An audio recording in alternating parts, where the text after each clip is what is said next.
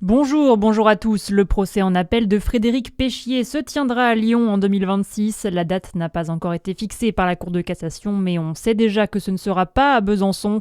La Cour d'appel avait demandé une dérogation pour que ce dossier hors norme soit rejugé dans la capitale comtoise en raison du très grand nombre de parties civiles. Demande refusée. En première instance, l'ex-anesthésiste avait été condamné à la perpétuité pour avoir empoisonné 30 personnes, dont 12 mortellement. On reste en justice, une audience reportée sur fond de grève des magistrats dans le Jura.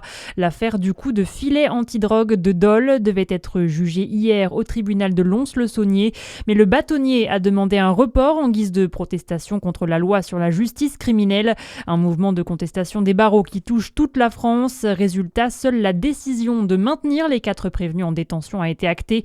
Les faits seront rejugés le 11 juin prochain. L'IVAL, l'indicateur de valeur ajoutée des lycées français, est publié ce vendredi, un classement de l'éducation nationale très attendu par certains parents. Taux de réussite au bac, taux de mention ou taux d'accès à la classe de seconde, le diagnostic permet d'établir la performance d'un établissement. En tête, en Côte d'Or, le lycée privé Notre-Dame, puis le lycée Carnot dans le public à Dijon.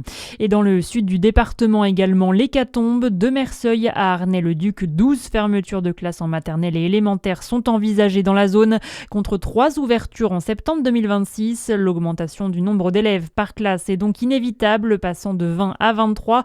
La carte scolaire doit être définitivement entérinée le 20 avril prochain. Dans le reste de l'actualité, une prise en charge de 30 centimes le litre du gasoil non routier, c'est ce que demande la FNSEA pour aider les agriculteurs à faire face à la hausse des prix du carburant. Le GNR, qui coûtait environ 75 centimes le litre en janvier, s'élève désormais à plus d'1,30 €. Une augmentation insoutenable selon Alain Dupont, président de l'arrondissement de Valenciennes de la FDSEA 59. Moi, personnellement, je consomme 20 000 litres par an. Ça va faire quand même une belle ardoise à éponger. C'est pas le moment parce que tous nos cours sont à la baisse. On est presque à ras des pâquerettes. Si on nous augmente nos charges, ça va pas le faire. Et on entend beaucoup de gens qui parlent bon, pour cette année, il est trop tard, c'est parti. Mais si ça continue, l'année prochaine, il y a des terres qui ne vont pas être cultivées, quoi. Plus cher de cultiver que de laisser en jachère. Plus on a des terres avec des potentiels de rendement moyen à faible, plus la question elle se pose. Et les agriculteurs qui s'inquiètent aussi de l'explosion du prix de l'engrais lié au prix du gaz.